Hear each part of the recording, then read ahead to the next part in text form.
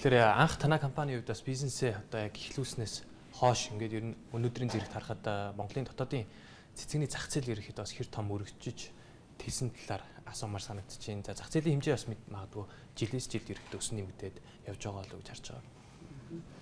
Тийм манай компани 2009 оноос хойш өнөөдрийн хүртэл тасралтгүй үйл ажиллагаа явуулж байна. Байгууллагын үйлчилгээ, онлайн борлуулалт, бөөний худалдаа, жижиглэн худалдаа бас гар дээрх худалдаа гэсэн салбаруудтайгаар одоо үйл ажиллагаагаа явуулдаг. За Монголын зах зээлийн хувьд бол ер нь жил ирэх тусам амьд цэцгийн импортын хэмжээ өсөнт хэлж байгаа.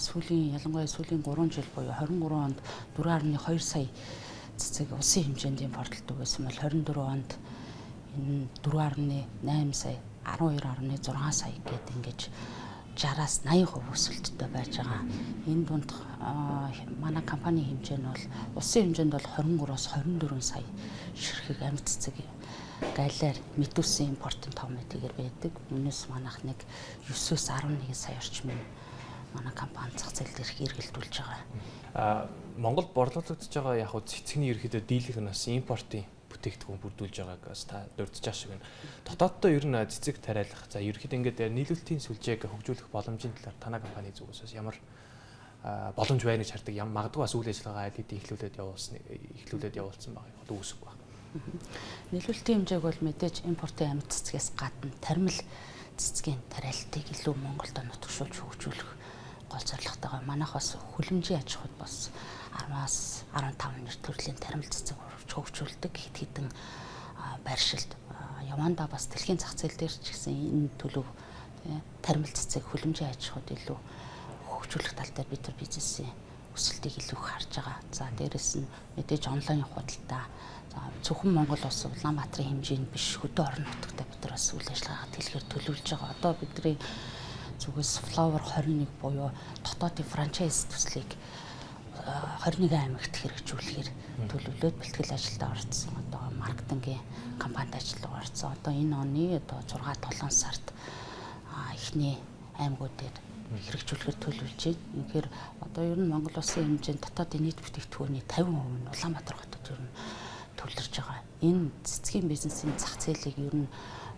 улсын хэмжээнд 21 аймгийг хамарсан хэмжээнд Flower цэгийн мэн гэдэг платформороор дамжуулаад нэгдсэн нэг чанар стандарт үйлчилгээ, үнийн бодлого, хүргэлт үйлчилгээг илүү чанарын өндөр түвшинд гаргах үүднээс бид нэр бусад жижиглэн худалдаа, гар дээрх худалдаа, тэгээ бусад цэцгийн жижиг том бизнес эрхлэгчдийг энэ Flower цэгийн мэн платформонд нэгтгэснээр орон нутагт үйл ажиллагаа явуулж байгаа жижиг дунд цэцгийн бизнесийг илүү хөгжүүлэх, ажлын байранд нэмэгдүүлэх, за хэрэглэгчийн зүгээс мэдээж илүү ойр түргэн шуурхай үйлчлэг үзүүлэх тийм ээ. Илүү найдвартайгаар хүргэх нэг чанар стандартыг гол зорилгоо болгоод за 21 аймагт энэхүү төслийг хэрэгжүүлэх снэрэ хэрэглэгчд илүү ойртох тийм ээ.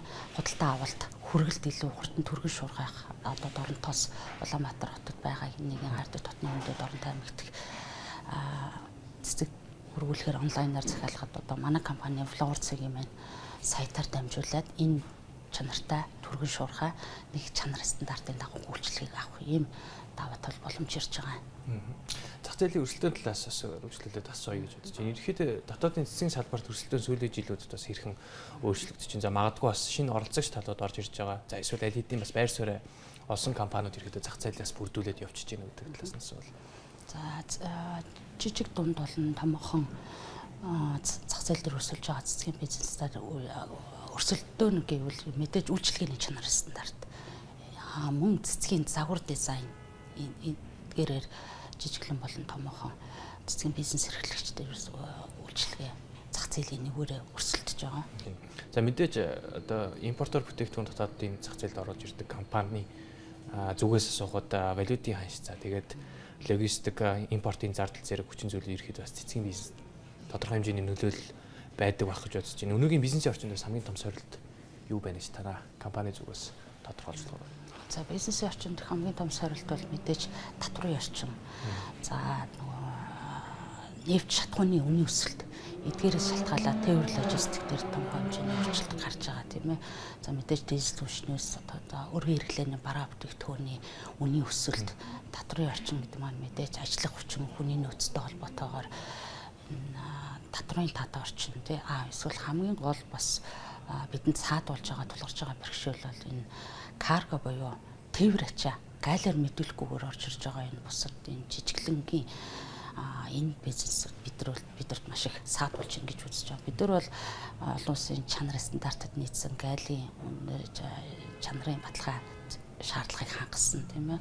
Импортлогч орны гэрчлэгээ, ургамлын 20 цэрийн гэрчлэгээ тий гайл бол мэдээж гайлаар мэдүүлж байгаа Монгол улсын импортоор орж ирж байгаа цэцгийн тийм өндөр шаардлага чанар стандартыг хангаж байгаа боловч карго буюу тээвэр ачаа гайлаар мэдүүлэхгүй орж ирж байгаа энэ жижиглэн та бидний бизнест маш их саадуулж ийн гэж үзэж байгаа. Мэдээж тээвэр логистик бас энийг бас хамт бас адилхан нөлөөж байгаа. Үнийн өсөлт, за бензин шатхуун, за өргөн хэрэглээний барааны үнийн өсөлтөөс шалтгаалаад зах зээл дээрх хэрэглэгчийн худалдаа авалтын чадвар тийм ээ. Одоо өнөөгийн байдлаар за 2025 оны борлуулалтын төлөвлөгөө за эхний 1-р улиралд бол бид нэр бол хамгийн өндөр өсөлттэй байдаг. За тухайн жилийн цэцгийн бараг 20-30%-ийг тухайн жилийн 1-2 дугаар сард яг тэгвэл нөгөө баяр ёслолтой холбоотойгоор хамгийн их цэцэг импортлолт орж ирдэг. За тэгэхээр үнийн өсөлт бидний зах зээлийн дээр бас тодорхой хэмжээнд нөлөөж байгаа. За 2026 оны 2-3 дугаар улиралд мэдээж одоо зах зээл дээрх худалдаа авах чадвараа хамгаалаад жоохон буурах хандлагатай байна. Хэрв одоо яг энэ чигээрээ те бензин шатхуун өргөн хэрэглээний барааны үнийн өсөлт иргэдийн худалдаа авах чадвар энэ хэвээрээ байх юм бол бидний борлуулалтын өсөлтөнд тодорхой хэмжээнд буурах хандлагатай байна гэж харж байгаа. Танай компанийн зүгээс бас сүүлд шинэ офисынхаа нээлтийг хийсэн гэж мэдээлжсэн. Энэ хөрөнгө оруулалтын зөвхөн одоо ажлын орчноо сайжруулах алхам гэж хэлэх үү? За эсвэл нөгөө талаас бизнесээ одоо дараагийн шатнд гаргах урт хугацааны стратегийн нэг хэсэг гэж явах уу?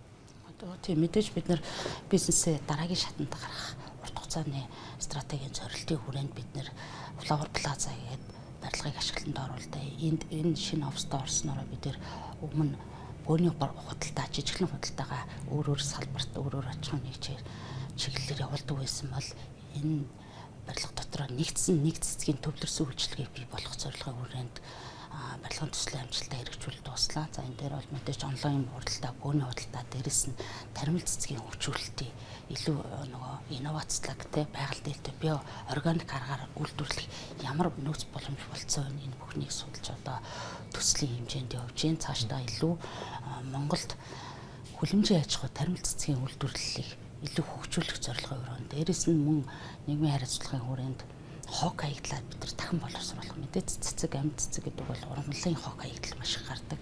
Дээрэс нь сав баглаа бодол хайрцаг эдгээрийг бид нар шинэ технологийн хүрээнд хог хаягдлаа дахин боловсруулах ингэснээрээ бусад цэцгийн бизнесүүдэд одоо энэ ургамлын хог хаягдлыг бид нар хүлэмжийн аж ахуйдаа нэмэлт бордоо болох ийм зорилгоор дахин ашиглах. Тэгэхээр байгаль орчин элдээ бас бизнесүүдэд элдээ бас цаашдаа том зургаар харуул мэдээж олон улсын цэцгийн зах зээл дээрх одоо бизнесийн тат орчин бид нарт бас илүү нэгдэж ийн гэж харж байгаа.